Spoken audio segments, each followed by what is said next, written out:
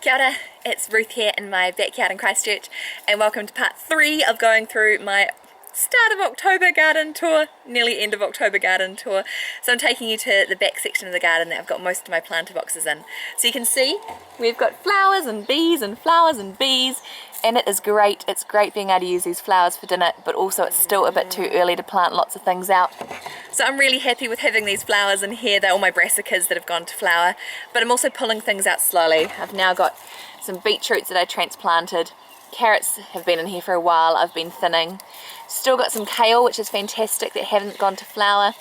And I've just planted some more kohlrabi with beetroots down the end. Along this fence and along the other fence, I've got some flowers. I'm trying to incorporate more flowers, not necessarily into the middle of the garden boxes. I do have, here's a little sneaky calendula in there.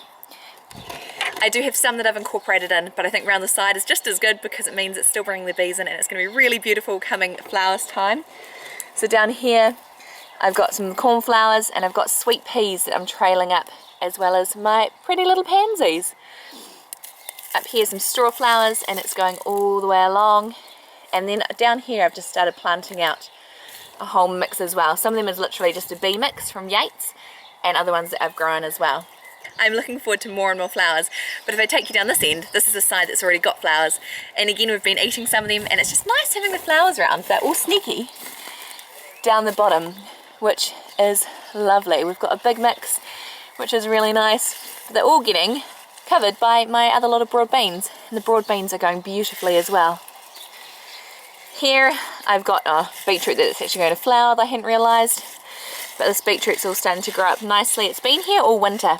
This garden, I didn't realise how cold it got in winter. I think this year I might just plant in broad beans or some cover crop, because trying to grow things here with the frost that seems to stay all day doesn't really work, but that's okay. Over here, got our purple sprouting broccoli that I'll be picking some very soon to put on the barbecue for dinner tonight.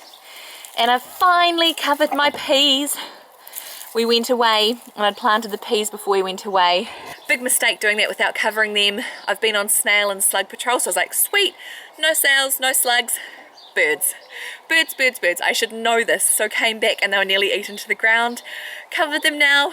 We'll see if they bounce back.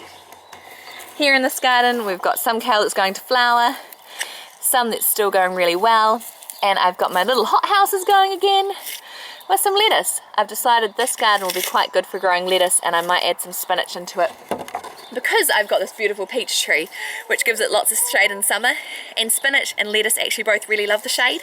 So hopefully that means that they won't go to flower too soon, and they'll be able to keep growing at a really good steady rate, because lettuce and spinach grows really well in the winter. But lettuce salads I don't really feel like in winter, I feel like in summer. So we'll see how they go being planted over there. But I've also, in the first garden, the first video I showed, have got some spinach growing really well there too. Otherwise, we've just got some big gaps at the moment. So again, got a bit of borage in here, but I'm wanting to plant tomatoes in here. We do have a sneaky little bean coming up. So down the front here we had scarlet runners last year. And scarlet runners you can leave the big roots in and they regrow.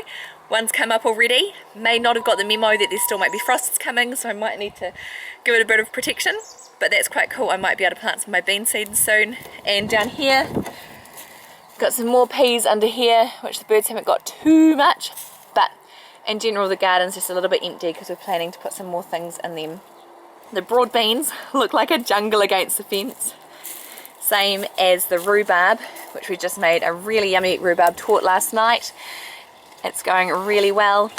We gave it a big feed of sheep poo and it loves it. Any type of animal poo loves. So if you've got rhubarb it's not going well, feed it. And then down here is our kind of forgotten brassicas. There's one cauliflower head which is not overly happy. Some that are kind of more sprouting, same as some things back there. But again, some beautiful flowers, our girls. And what you can see over here is I've started digging here, and over there.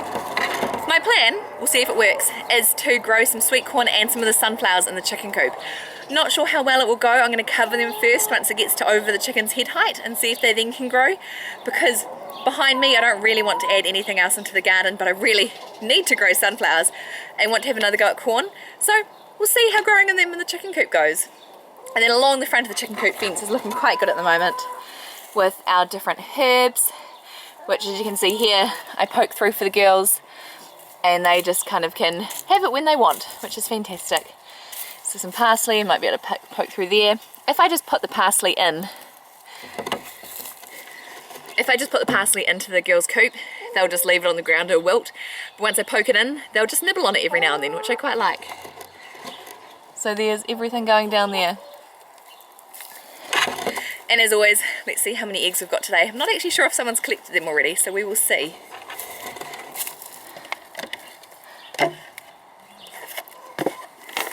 4 eggs. I wonder if someone got one this morning for their breakfast.